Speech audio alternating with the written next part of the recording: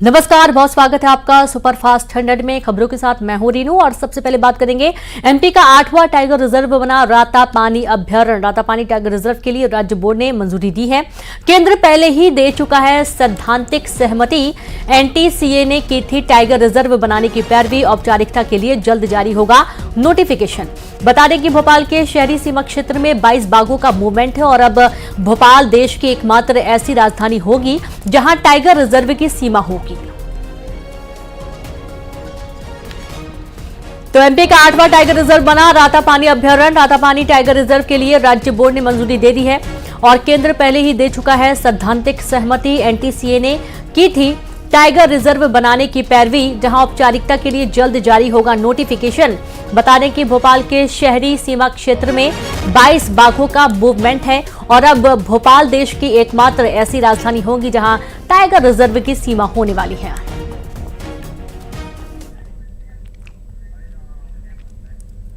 और खबर खरगोन से, जहां नदी में बहा नगर पालिका का टैंकर। सनावद की बांकुर नदी में बहा टैंकर। नदी किनारे रास्ता बनाने के काम में लगा था टैंकर। बारिश के चलते नदी की उफान में बह गया टैंकर। और आप ये देखिए कि जब टैंकर नदी के तेज बहाव में बह गया है तो आम इंसान क्या है, अब ये काम में जुटा हुआ था, यहां पर रास्ता बनाने के काम में लगा हुआ था और देखते ही देखते टैंकर बह गया। एक्सक्लूसिव तस्वीर आपको दिखा रहे हैं खरगोन से और ये वाकई में हैरान करने वाला घटनाक्रम है और इसीलिए बार बार कहा जाता है कि जहां पर पानी का तेज बहाव है वहां पर आप ना जाएं। संवाददाता आशुतोष पुरोहित जुड़े। आशुतोष, कैसे ये हादसा हुआ और बताइए कि टैंकर चालक सुरक्षित है, क्या इसमें कोई मौजूद तो नहीं था? रीनू, मैं बताना चाहूंगा, ये एक सनावद है। सनावद के बांकुर नदी है। रविवार से लगातार क्षेत्र में जो बारिश हो रही है, बारिश के चलते हुए ये टैंकर बहा है बांकुर नदी में। जो जानकारी मिली है कि टैंकर नगरपालिका सरहद का है और ये मुहर्रम का पर्व है, ताजिए का विसर्जन होना, इसको लेकर रास्ता निर्माण कर रहा था। कोई जनहानि की सूचना नहीं है, कोई जनहानि नहीं हुई है। टैंकर वहां खड़ा हुआ था और इस दौरान अचानक नदी में बाढ़ आई है और बाढ़ के चलते आप न्यूज 18 के एक्सक्लूसिव विजुअल में देख सकते हैं किस प्रकार से टैंकर बह रहा है। और हालांकि सुखद खबर यह है कि कोई हादसा नहीं हुआ, लेकिन जिस प्रकार से रविवार को रुक रुक कर बारिश लगातार हो रही है और बीती रात जो बारिश गिरी उसके चलते हुए बांकुर नदी उफान पे है। साथ ही सनावद जो शहर है उसमें भी बारिश से सड़कों में सड़क पर पानी जमा हो गया है और ये जो टैंकर बहा है इससे हादसा जरूर टला, लेकिन एक लापरवाही भी सामने आ रही कि जिस प्रकार से मौसम विभाग के द्वारा लगातार चेतावनी दी जा रही थी कि बारिश होने की संभावना है, बारिश ज्यादा हो रही है, लेकिन नगर पालिका के द्वारा वहां नदी के किनारे ही टैंकर खड़ा कर दिया गया था, जिसके चलते हुए ये टैंकर बह गया है। लेकिन सुखद खबर ये है कि कोई हादसा नहीं हुआ, कोई जनहानि नहीं हुई है। रीनू जी बिल्कुल, कोई हादसा, कोई जनहानि नहीं हुई है। और क्या यहाँ पर कोई बैरिकेटिंग की गई है? क्योंकि जैसा आप बता रहे हैं रास्ता बनाने का काम हो रहा था, बहुत तेज बहाव है और लगातार ऐसा देखा जाता है कि आसपास लोग मौजूद रहते हैं, तो कोई रोक लगाई गई? क्योंकि पानी का तेज बहाव अगर टैंकर बह गया है तो आम जीवन के लिए तो बहुत बड़ी मुसीबत है ये। बिल्कुल रीनू, जिला प्रशासन ने बैरिकेड जरूर लगाए, पुलिस ने बैरिकेड भी लगाए, पुलिस कर्मी भी तैनात है। हालांकि ये टैंकर जो खड़ा था और अचानक जो बाढ़ आई है, नदी बांकुर नदी है, सकड़ी नदी है और जिसके चलते जब लगातार जो बारिश हो रही है उसके चलते ये बहा है। हालांकि अब प्रशासन का इस मामले में हमारे सनावद के जो टीआई है जो उनसे बातचीत हुई, उन्होंने कहा कि वहां पर पुलिसकर्मी तैनात है, लोगों को लापरवाही ना करें इसके लिए पूरी सतर्कता बरती जा रही है। लेकिन ये जो टैंकर बहा इससे कहीं ना कहीं नगर पालिका की बड़ी लापरवाही सामने आई है। देखो जी बिल्कुल, बहुत शुक्रिया आपका जानकारी के लिए आशुतोष। तो कहीं ना कहीं निगम प्रशासन की एक बहुत बड़ी लापरवाही तो है ही। हालांकि यहाँ पर कोई बैरिकेटिंग नहीं की गई है, कोई रोक नहीं लगाई गई है और इससे और भी कई हादसे होने के जो संभावनाएं हैं, जो आशंकाएं हैं वो बढ़ जाती हैं। हालांकि टैंकर जिस तरीके से बह रहा है उससे ये अंदाजा लगाया जा सकता है कि पानी का बहाव कितना तेज है।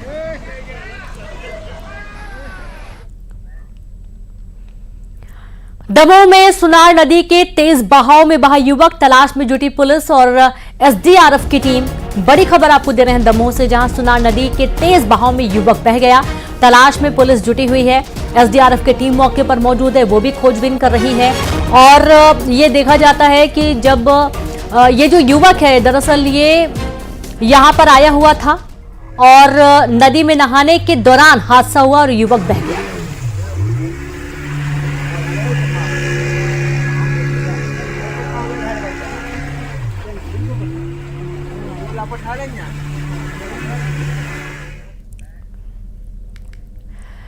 और अब आगे बढ़ेंगे, जहां पर भोजशाला की सर्वे रिपोर्ट, भोपाल में दंपत्ति को शराब पीकर कार से कुचलने की कोशिश।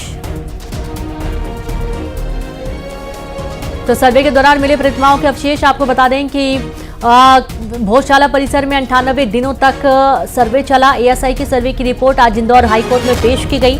याचिकाकर्ता आशीष जैन ने बताया कि हिंदू फॉर जस्टिस ने भोजशाला में सर्वे की मांग की थी, जिसके बाद 11 मार्च को हाईकोर्ट इंदौर की बेंच में सुनवाई और उसके बाद आज 151 पन्नों की सर्वे रिपोर्ट हाईकोर्ट में पेश की गई।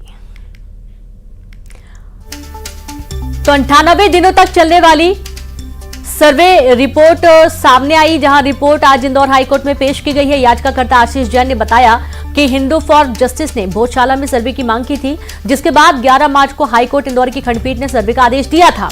22 मार्च से लगातार सर्वे हो रहा था। 27 जून तक सर्वे किया गया है। 98 दिनों के सर्वे के बाद आज 2000 से ज्यादा पेज की रिपोर्ट पेश की गई और अब इंदौर हाईकोर्ट रिपोर्ट की स्टडी करेगा, जिसके बाद 22 जुलाई तक इस मामले पर सुनवाई होगी। यानी कि 22 जुलाई को इस मामले को लेकर एक बार फिर से हाईकोर्ट अपना रुख स्पष्ट करेगा।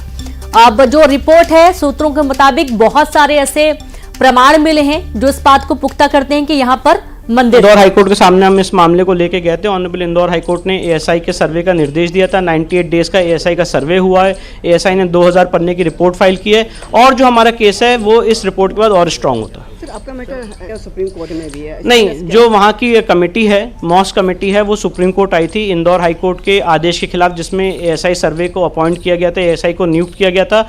ऑनरेबल सुप्रीम कोर्ट ने 1 अप्रैल को निर्देश पारित किया था कि ASI will not proceed, Indore high court will not proceed further in terms of the ASI report. तो अभी इंदौर हाईकोर्ट की प्रोसीडिंग्स पे एक पार्शियल स्टे है ऑनरेबल सुप्रीम कोर्ट का, जिसके वेकेशन के लिए हम ऑनरेबल सुप्रीम कोर्ट में जाएंगे और स्टे वेकेशन की मांग करेंगे। हमारे साथ तो देखिए, सर्वे रिपोर्ट में भोजशाला का असली राज अब सामने आएगा। 22 तारीख को, 22 जुलाई को एक बार फिर और से ये पूरा सर्वे स्पष्ट कि करेगा। वो चीख के भोजशाला कोई एक मस्जिद परिसर नहीं था, वो एक हिंदू मंदिर का परिसर था, जिसको गलत ढंग से एक मॉस्क के रूप में उपयोग करने का काम किया जा रहा था। और ऑनरेबल सुप्रीम कोर्ट ने 1 अप्रैल को इस मामले में इंदौर हाईकोर्ट की प्रोसीडिंग्स पे स्टे लगाया है। तो हमारी पूरी कोशिश है कि इंदौर हाईकोर्ट की जो प्रोसीडिंग्स पे स्टे है उसको वेकेट किया जाए और इस मांग को लेकर हम ऑनरेबल सुप्रीम कोर्ट के सामने आगे बढ़ने वाले। विष्णु, एक ये सिंपल सी बात है कि जो पूजा वर्शिप एक्ट है, जो प्लेसेस ऑफ वर्शिप एक्ट है, वो इसके दायरे में मुस्लिम पक्ष बार बार कह रहे हैं आ रहा है। क्या लगता वो यहाँ है? पे लागू नहीं होता है, क्योंकि प्लेसेस ऑफ वर्शिप एक्ट में स्वयं लिखा हुआ है कि जो एएसआई प्रोटेक्टेड मॉन्यूमेंट है वहाँ पे एक्ट लागू नहीं होगा। ये प्लेसेस ऑफ वर्शिप एक्ट में ही लागू मेंशन्ड है, इसलिए जो so far as applicability of places of worship act is concern, वो यहाँ पे अप्लाई नहीं करता है। कितना संतुष्ट है फिलहाल इस रिपोर्ट से? और नहीं, काफी संतुष्ट हैं। काफी अच्छा सर्वे हुआ था 98 डेज का। काफी साइंटिफिक तौर पे हमने प्रूफ किया है कि एक हिंदू मंदिर का परिसर है और हमें पूरी उम्मीद है कि कोर्ट के माध्यम से जो भोजशाला का एक सच है वो हम साबित करने में सक्षम एक हैं। आखिरी सवाल, ज्ञानवापी और राम मंदिर में भी एएसआई रिपोर्ट बहुत ज्यादा महत्वपूर्ण थी। नहीं, इन तरह के केसेस में जहां पे हम 1000 साल पहले की बात कर रहे हैं, इन सारे केसेस में एएसआई का सर्वे बहुत महत्वपूर्ण होता है, क्योंकि एक एक्सपर्ट ओपिनियन के माध्यम से ही हम अपनी बातें प्रूफ कर सकते हैं। कोई नहीं बता सकता 1000 साल पहले क्या हुआ था जब तक एक साइंटिफिक स्टडी उसकी ना हो जाए। इसलिए ज्ञानव्यापी हो, चाहे राम मंदिर हो, चाहे भोजशाला हो, एएसआई एक बहुत इंपॉर्टेंट जरिया होता है किसी भी पक्ष को अपनी बात साबित करने का, और यहाँ पे भी हमने यही एक्सरसाइज करनी है। साफ तौर से इस पूरे मामले में अब रिपोर्ट फाइल हो गई है और रिपोर्ट दाखिल करने के बाद अब 22 जुलाई को हाईकोर्ट इस पूरे मामले में सुनवाई करेगा। लेकिन इसी पूरे मामले में सुप्रीम कोर्ट में भी इस याचिका पर जल्द सुनवाई की मांग की गई है, क्योंकि सुप्रीम कोर्ट ने इस पूरे मामले में रोक लगा रखी है और अब इस पूरे रोक को हटाने की मांग की गई है। देखना बेहद अहम होगा कि इस पूरे मामले पर जब सुनवाई हाईकोर्ट करता है तो क्या कुछ अहम आदेश जारी करता है। लेकिन एएसआई की रिपोर्ट ने अपनी रिपोर्ट में जो बातें कही, उन बातों से जो सच है वो छुप नहीं पा रहा है। कैमरामैन सोनू के साथ सुशील पांडे, न्यूज़ 18 दिल्ली।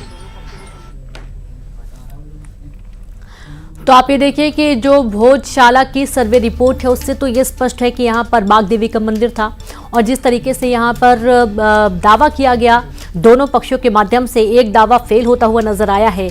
और अभी ये जो पूरा मामला है काफ़ी गर्मा चुका है, क्योंकि कुछ जो एक्ट्स हैं वो लगाने की बात मुस्लिम समाज कर रहा है। लेकिन यहाँ पर जब एएसआई की यहाँ पर जांच हुई है तो उस दौरान यहाँ पर ये एक्ट प्रावधान नहीं कर पाता है। और अब आपको जो याचिका करते हैं उनको भी सुनवाते हैं। वर्षों से हिंदू समाज को जिस दिन की अपेक्षा थी, सनातनियों को जिस दिन की अपेक्षा थी, आज का सूर्योदय वह दिन लेकर आया है। आज माननीय हाईकोर्ट में हिंदू फ्रंट फॉर जस्टिस की याचिका पर हुए सर्वे पर भारतीय पुरातत्व सर्वेक्षण विभाग ने अपनी रिपोर्ट पेश की है। धार के हिंदू समाज ने, जिले के हिंदू समाज ने भोजशाला की मुक्ति और उसके गौरव की पुनर्स्थापना के लिए महाराजा भोज स्मृति वसंतोत्सव समिति के बैनर से कड़ा संघर्ष किया है। कानूनी लड़ाई हिंदू फ्रंट फॉर जस्टिस के श्री हरिशंकर जी जैन, विष्णु शंकर जी जैन, रजनाथ जी अग्निहोत्री। तो देखिए, जहां पर हिंदू पक्ष इस भोजशाला को सरस्वती का मंदिर बताता है, बाग देवी का मंदिर बताता है, तो वहीं दूसरी तरफ मुस्लिम पक्ष कमाल मौला की मस्जिद इस भोजशाला को बताता है। और दोनों ही पक्ष अपनी अपनी यहां पर एक तरफ हिंदू पक्ष पूजा करता है, हर मंगलवार को हनुमान चालीसा का पाठ होता है और हर शुक्रवार को नमाज अदा की जाती है। तो इस तरीके से दोनों ही जो समाज हैं वो अपनी अपनी जो पक्ष हैं उसे अपनी एक तरफ नमाज पूरी करते हैं और एक तरफ पूजा पाठ करते हैं। और इस तरीके से ये पूरा जो विवाद है ये अब हाई कोर्ट की शरण पहुंच चुका है। सर्वे की रिपोर्ट पहुंच चुकी है। 22 जुलाई को स्पष्ट होगा, एक बार फिर से हाई कोर्ट अपना रुख स्पष्ट करेगा। और इस दौरान सर्वे की जो पारदर्शिता है वो बनी रहे, इसके चलते दोनों ही समाज प्रमुखों के लोगों को यहां पर लगातार बुलाया गया है ताकि सबके सामने सर्वे हो सके।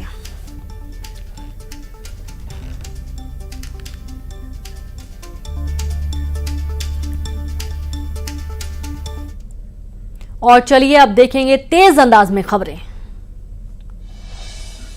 दमोह में सुनार नदी के